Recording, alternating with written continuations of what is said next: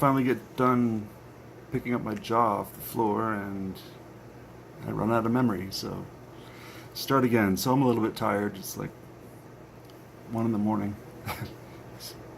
Forgive my usual self anyway.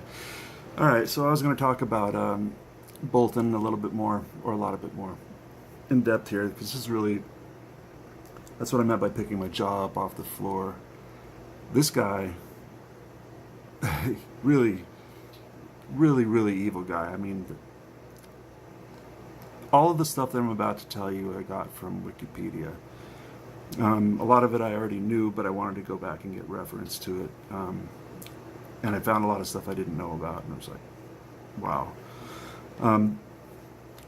Bolton was involved with the Iran-Contra affair in the 80s. Under President Reagan, there was drug runners who were exchanging for weapons and running drugs into the United States, and then the crack epidemic kicked off, and that was, this wasn't in there. It might be, though. The crack epidemic might have been in great part to all the cocaine that the CIA was bringing into the country. So he was wrapped up in that, though he didn't get convicted of anything. But he was blocking efforts to investigate it.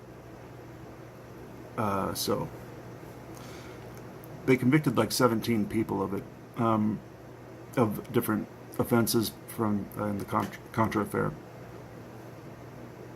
One of which was Elliot Abrams, our favorite wannabe, not wannabe, the real deal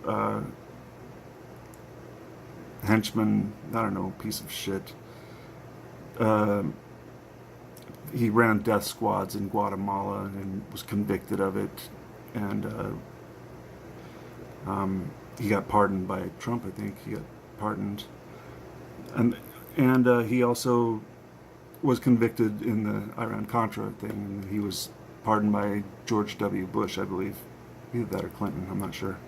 Anyways, they always pardon anybody who does crimes under the guise if it's for the government. Because if you're running drugs for the government, it's still for the government, right? Nothing personal there, right? I'm sure there's no perks in that, no money there too for you. Yeah, these guys are class acts, class asses.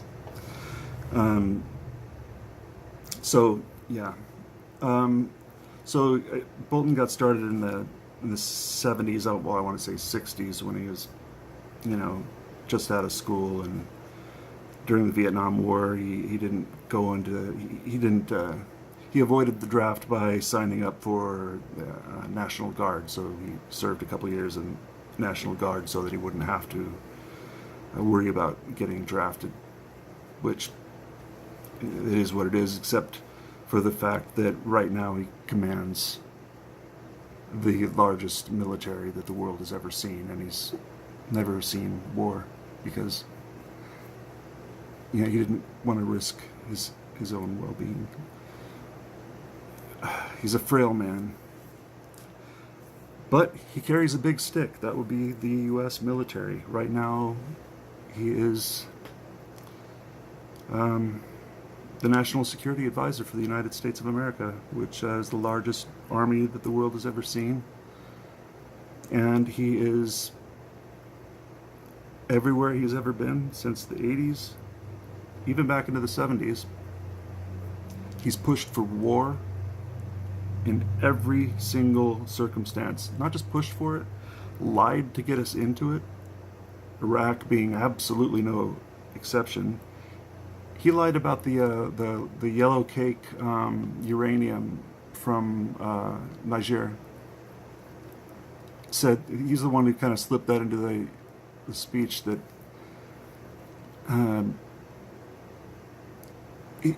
he pushed really hard for the Iraq War. In fact, so much so that I don't think it would have necessarily happened if it wasn't for him.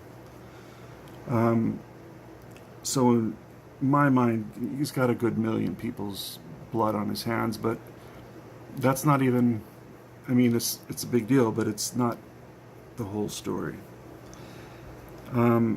North Korea, he blocked, or he sabotaged peace talks with when he was working with Colin Powell in the W. Bush administration. He sabotaged the talks, and his policy is first strike. So that means he was trying to sabotage talks for nuclear weapons issues, and his policy was a first strike policy. So what he was advocating is, I'm lying about them having weapons, and I want us to strike them nuclear first. What does it take? What does it take to be to take that stance? What kind of a person? Anyways, the list is long. Let me move on.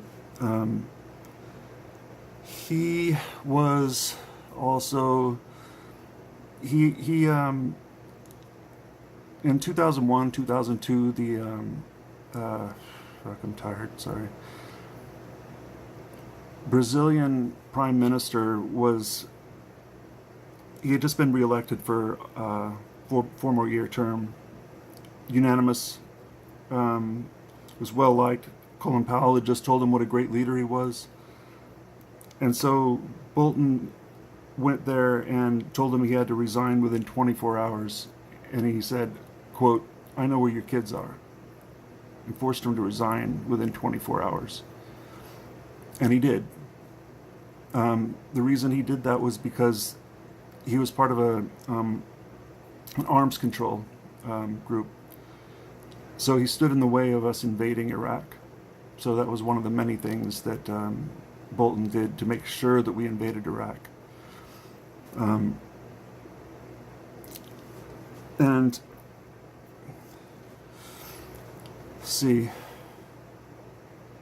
Cuba, in 2002, he was bullying intelligence analysts, trying to make them get more dirt on Cuba because he wanted to invade Cuba. He also lied about Cuba having a chemical weapons program, a biological weapons program.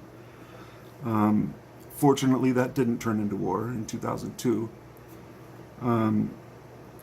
because obviously what he was warning about didn't happen.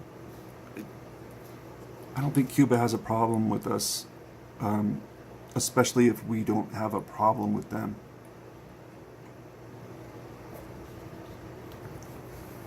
I digress. Back to this.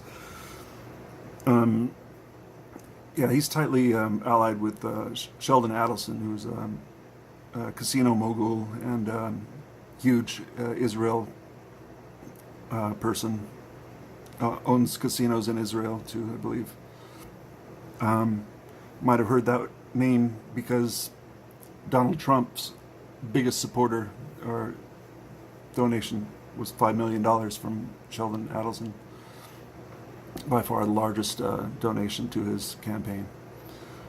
So they have that in common. So it's not really a big surprise that the White House is doing so many favors for Israel. In fact, everything we're doing in the Middle East is not really for the benefit of the United States. It's for the benefit of Israel. How do we benefit from going to war with Iran? Really, it's for Israel. Because Trump's beholden, and I don't know what Bolton's trip is with Israel. He's not a Jew. He's not from Israel. So I don't know. Well, the neocons or the Ziocons, right? Zionist neoconservatives. He was involved with the Project for the New American Century, which was a think tank in 2000. Rewinding, it started in 1997. And so, Project for the New American Century consisted of Jeb Bush, Donald Rumsfeld, Dick Cheney, John Forbes, Lord Rothschild, Bill Kristol,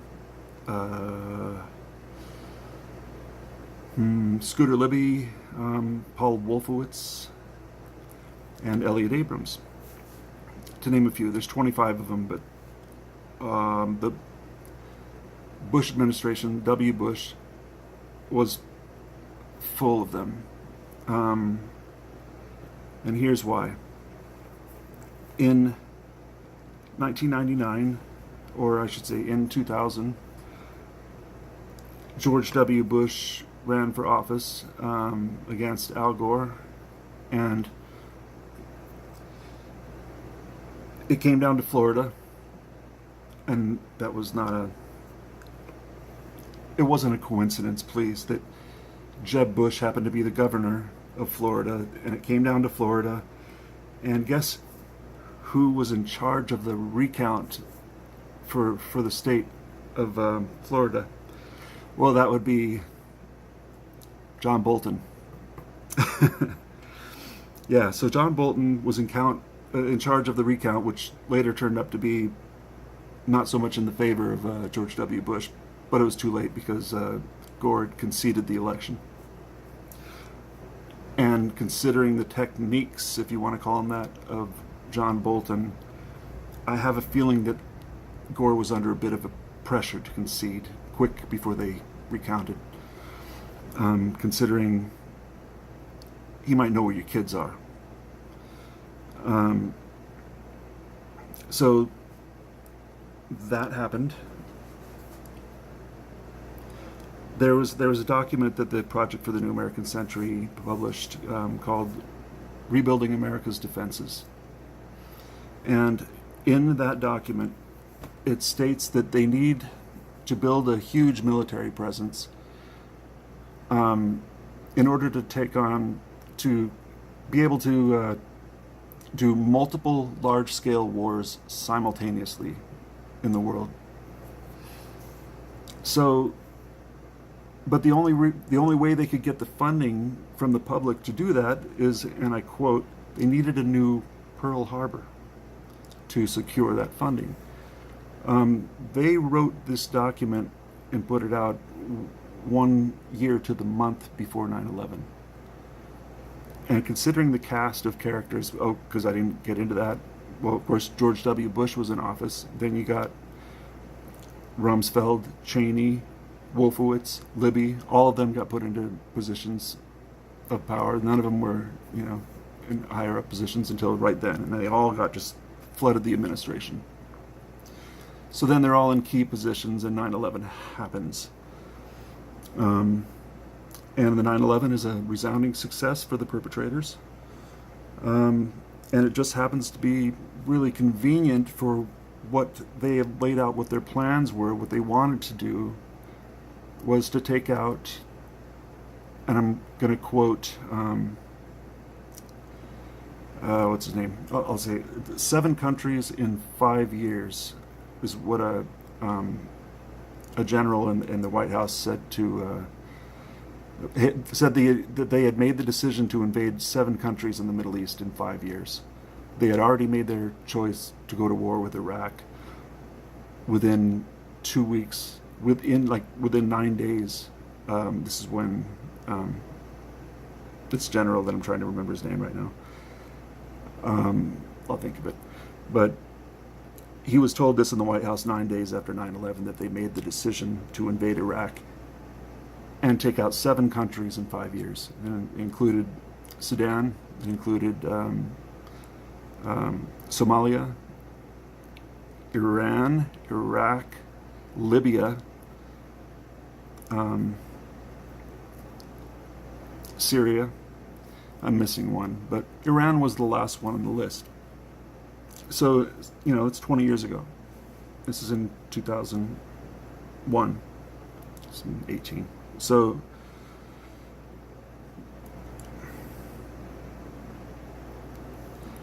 this decision was made to invade 7 countries in 5 years, which is exactly what the Project for the New American Century had laid out. What their ambitions were, exactly that. Wesley Clark is the general I was speaking of, who had talked about this in a couple of different interviews that I heard him on. He didn't name who he was talking to in the White House, who told him that they had made this decision, but he named the countries, and they're all the same ones as the Project for the New American Century had laid out. So they're running things. They really called those shots, and sure enough, we took out every one of those countries, except for Syria, which that's, Russia was protecting their own, they were protecting their oil pipelines because they rely on oil, or not oil, natural gas pipelines to go through Syria. Unmolested, they cannot have those pipelines shut down because they rely on selling that gas to Western Europe. So they've been, blocking Syria being attacked, Bashar al-Assad being regime changed. So Russia has kept Syria afloat. Iran's the last one on the list. So now we've got John Bolton, who's at the helm as the National Security Advisor, doing everything he can to start a war with Iran. And here's the thing that really concerns me the most. It's not just that he's saber rattling and creating false flag after false flag after false flag. He's going for Venezuela. He's still trying for Cuba. He still wants a piece of North Korea. He's still going after them. In fact, the North Korea agreement that Donald Trump was there to make, and then suddenly everything was going great, and it was like, oh, well, yeah, and it was going great, but then something, you know what that was? Donald Trump had an agreement already with them, and John Bolton came and sabotaged it. So that's where we're at with North Korea, at least, and with Iran. He's over there with the fleets and creating false flags. They already did 4 bombings of the ships, which is a classic false flag operation. They've used many ship bombings to start wars.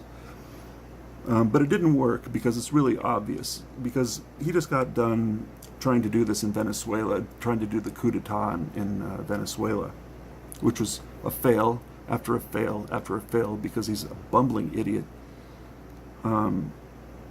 It's a good thing he's an idiot. Fuck.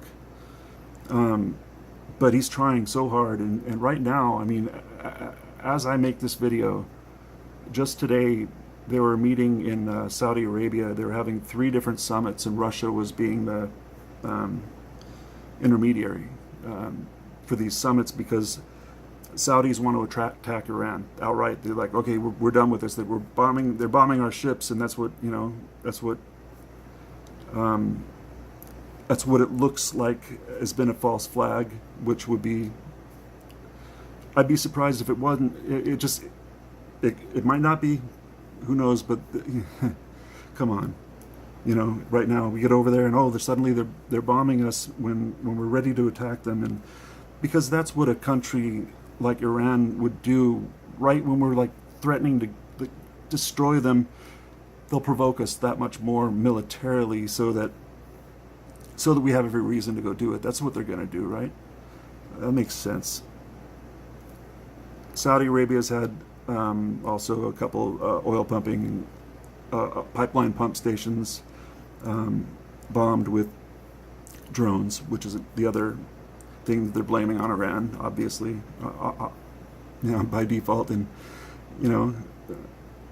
he's out there going, nope, I know for sure it was Iran. And he says the same thing he has said about every single country that he's wanted to go to war with, which is every single one. He's lied and said that he knows that they have weapons of mass destruction. That's his thing. And the only thing that's kept us from being at war already right now is the fact that he did that with Iraq, and everybody's like, yeah, we remember the weapons of mass destruction. So the world's a bit hip to it.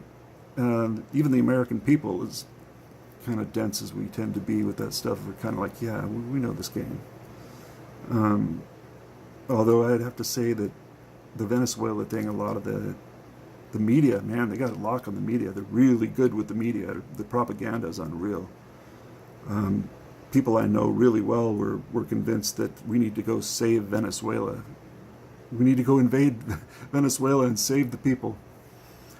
Yeah, how'd that work out for Libya? You know, I mean, how's that working out with any of these? You know, so he's over there, and they're having 3 summits between different Gulf nations. They're provoking such tensions that any flint will just light the whole place up, and that's what he wants. He wants that war to start because Trump's in a lot of deep shit. Looks like he's going to be. They're going to try and impeach him probably. He's, I'm sure you probably know, plenty corrupt. Not being partisan, that's not it. He's in trouble, and what he's up against right now is, come the 2020 elections, whoever goes into office next is pretty unlikely probably very unlikely to want John Bolton anywhere near the military, for really, really good reasons, obviously. But Trump, in appointing his 3rd national security advisor, went with the war hawk, Sheldon Adelson. So that means that this war that he's been planning for well over 20 years, and trying to go to war with Iran, right now he's in the position to actually make it happen, and he's trying. And he knows that he's got either months, months, not a year. Come election cycle, he knows he's got to have a war started. And unless Trump pulls him somehow in time for him not to start a war, even if he does fire him, I wouldn't put it past him putting his own life on the line to create a false flag situation that starts a war, because it's been his life mission. And now, right now, and only now, he's in the position to make it happen. He's 70 years old. He's not going to get another chance like this, not with his reputation. And it's his life mission to create large-scale war, and for the project for the new American century. This is the last country on that list. Iran is, but their stated goal is really global hegemony, which is, to control the globe. They said full spectrum dominance. Full spectrum dominance, meaning controlling absolutely everything in the world. Sounds like globalism? It is. It's worse than globalism, though. It's so that's what they wanted all the money from the 9/11 fears to pay for, is to build up the military big enough so that we can take on the whole world. To have multiple large-scale wars simultaneously, that's World War. So they've planned for a world war. I don't know why they think that they'll get out of a world war without it going nuclear. And I don't know why they think they can get through a nuclear war, even if they do have bunkers. Try to hide from a nuclear winter. So the end game is China. Because China's the new rising superpower, and they want to take China down before it becomes the superpower, before it overtakes our position as the world superpower. Well, that's pretty soon. And now with the trade wars escalating that to, I'm not even going to go into that, but they're becoming the superpower rapidly. And so this is their push. This is their window of opportunity to really, really spark it up. That's why Venezuela, Syria, Iran, North Korea, they're trying to just spark it everywhere. They want a piece of China. And they're going to have to go through Russia to get it, because China and Russia have a pact. So we're supposed to take on Russia and China quick before they become the world superpower. So so that we can be the world superpower, because we'll rule the world so much better than China would. I'm just kidding. There is no we. There's them. Anyway, so that's what I wanted to cover, the Project for the New American Century, and what John Bolton's role has been in all of these wars, and in the recount of the election of 2000 that led up to 9/11, that led up to all these wars, and where he's at right now, and how long he's been planning this, and what it's going to take for him not to start a war. And I don't know exactly what that is, but I'm I'm afraid. I'm really scared. So I wanted to make everybody watching this afraid too. Maybe so that people can kind of collectively go, oh, and speak up, and I don't know, maybe there's a chance that we can derail world war, because it's bad for you. Yeah. Derail the world war if you can. You got a chance. Really appreciate it. Take care.